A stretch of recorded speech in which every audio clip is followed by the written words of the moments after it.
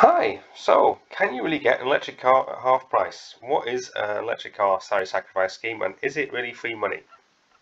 So you've probably been going around and you'll see a lot of people driving Teslas at the moment, and when you go and have a chat to one of them, they usually say they've got it on some form of magic company lease, and they sort of tell you what the price is, and then you go and try and find it on the Tesla site and you sort of see that it's twice as much. So what's happening with these magic leases really? And so that's what we're going to go through. The electric car salary sacrifice schemes, what is it, how does it work? And then more importantly, we're going to have a look and see whether there's some risks attached to this scheme. And you'll see, and it's important to sort of watch the end of this video really. Everybody's personal circumstances are going to be different, so it's important to get professional advice before sort of entering into one of them, and certainly considering your personal circumstances and particularly how your benefits are adjusted. So let's go through what it is. So a company gets an electric car, so the company's leased the car or it's bought a car.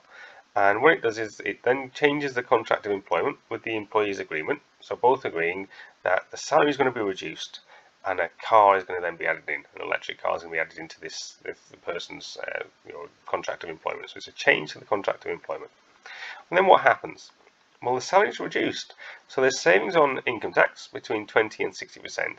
If you don't recognise what the 60% tax rate is, and if you're between 100 and 120,000, 25,000 pounds in terms of taxable earnings, you're actually being taxed at 60%, not at 45%.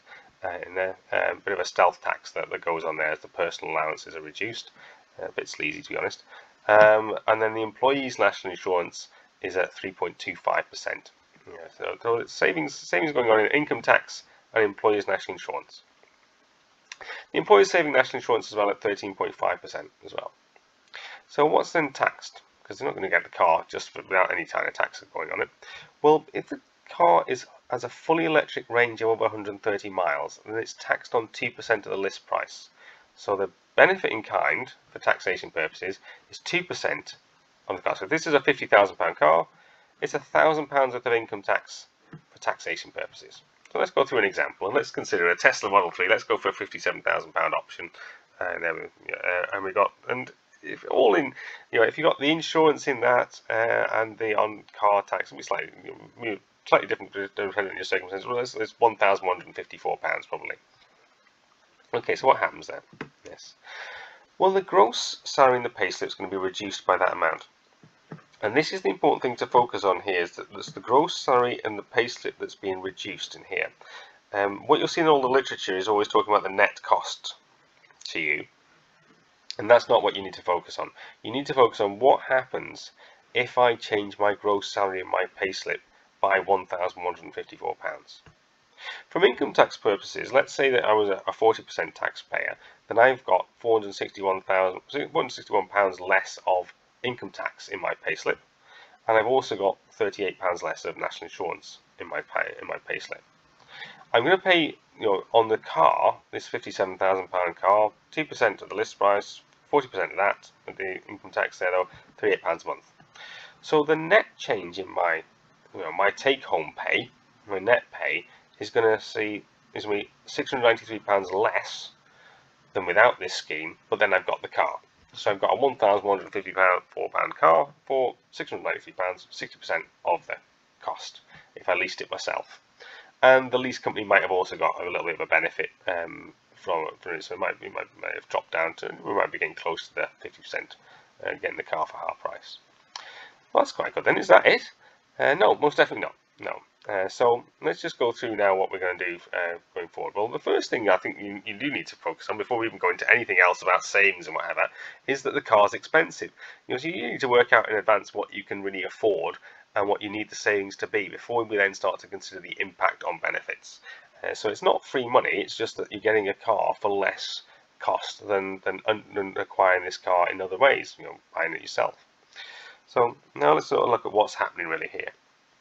So as I said, it's the gross pay being reduced by the full value of the lease first. It's not being reduced by some kind of magic net pay or something. The gross pay has been reduced by the full value of the lease first.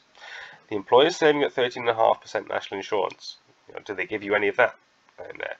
But they're also probably saving on the pension contributions. Well, they will be saving on the pension contributions that they make for you.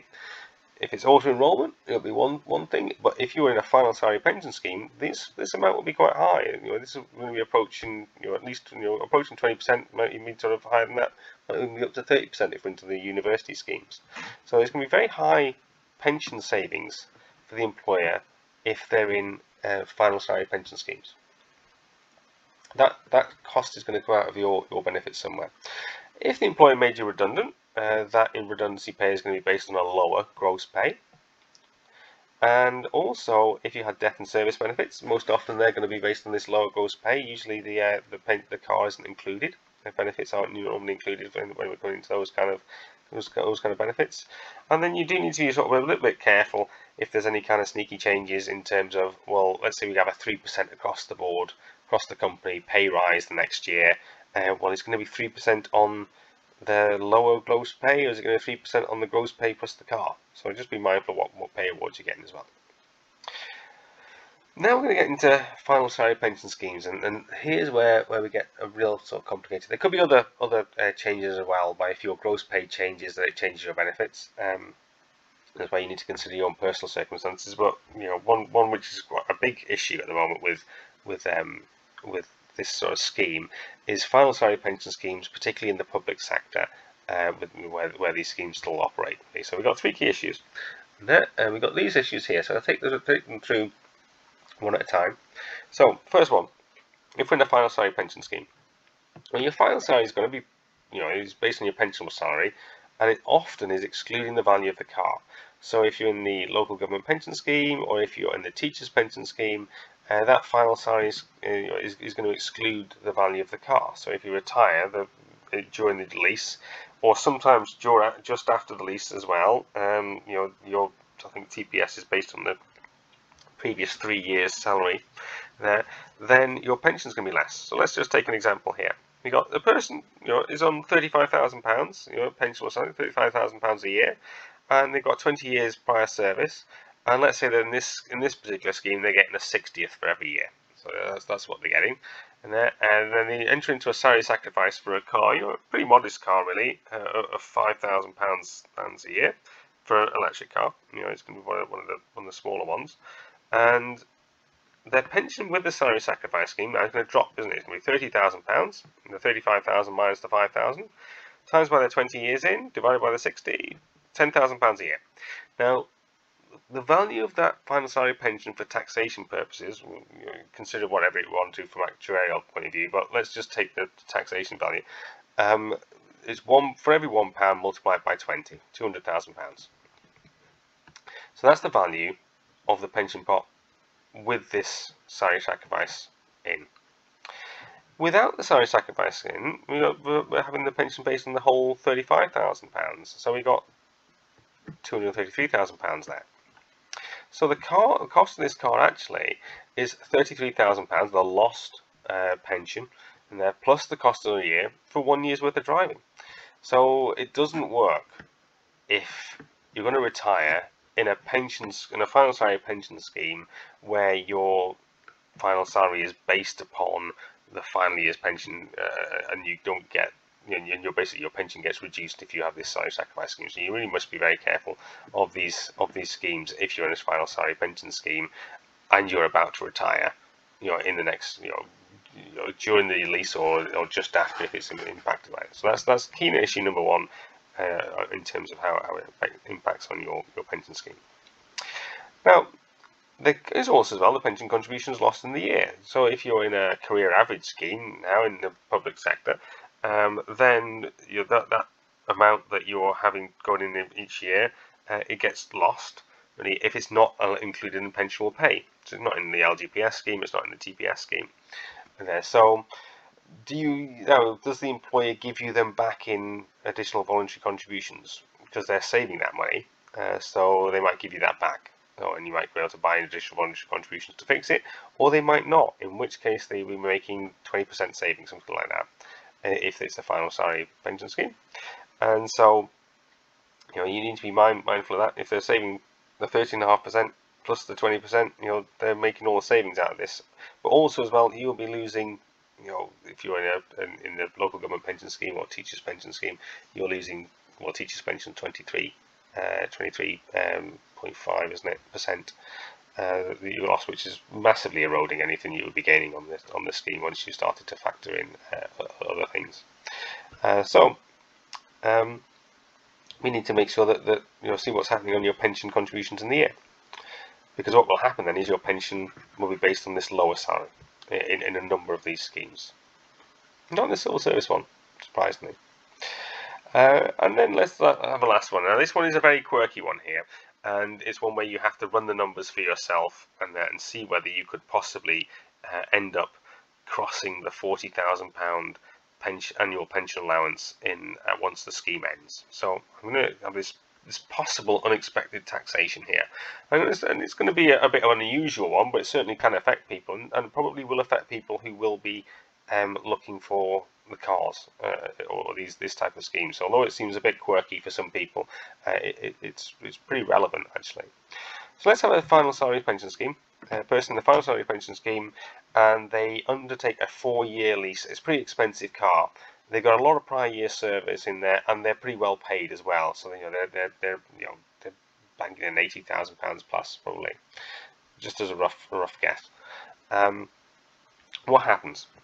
Well, in year 1, because their final salary is dropped because they've gone into this scheme, they might end up with a drop in their pension pot in there. So it drops in the pension pot, and we have a reduction in this pension pot that happens at some point during this lease. It might not actually happen in year 1, it might happen later with the way the scheme actually operates. But let's assume for this one that we've got this drop in year 1. The salary drops in there. The value of the pension pot based on the final salary is now dropped, and so they make no contributions regardless of what's been put in. This £40,000 drop to the value of the pension. They might put in £30,000 themselves, and they've got a drop in their pension.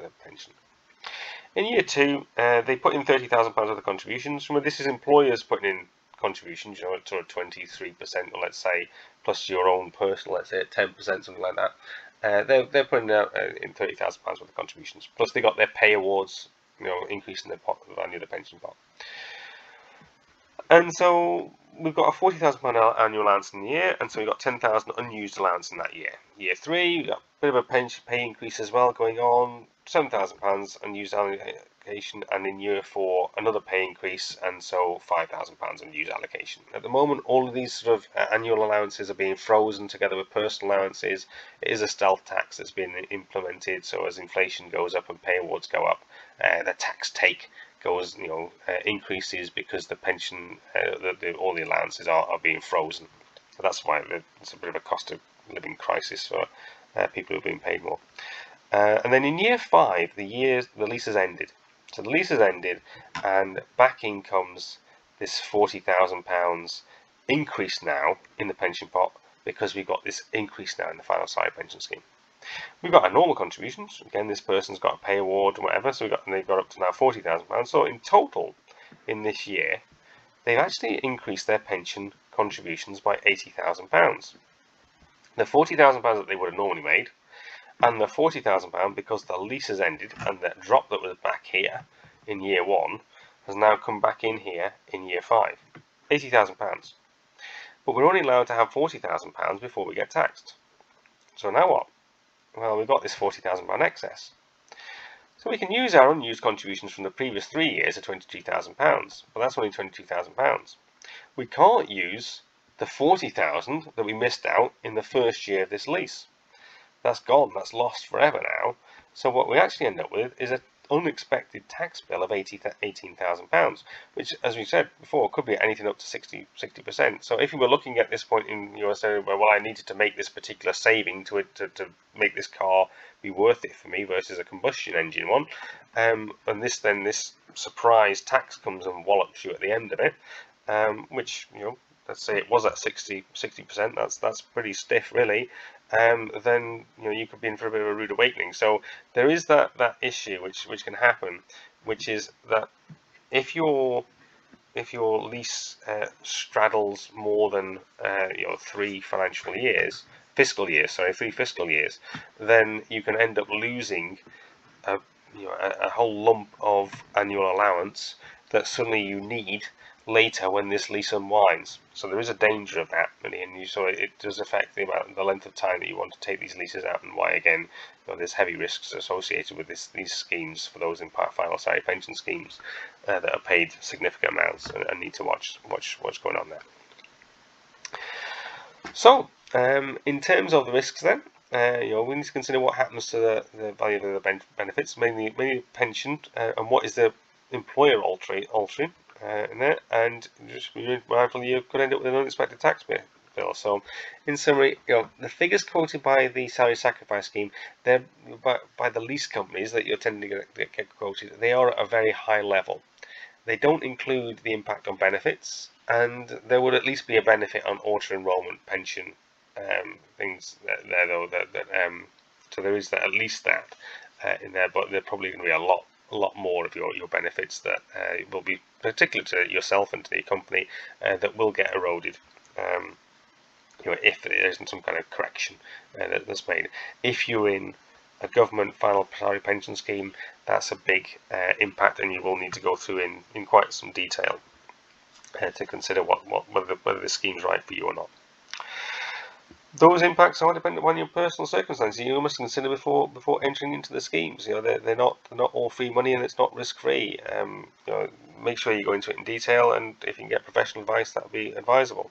So that's final salary sacrifice. I'm not saying as well that don't go into them, that you'll lose money. It's not. They're very beneficial for many people in there. It's just for some people that they're not really. I hope that was helpful. See you later. Bye bye.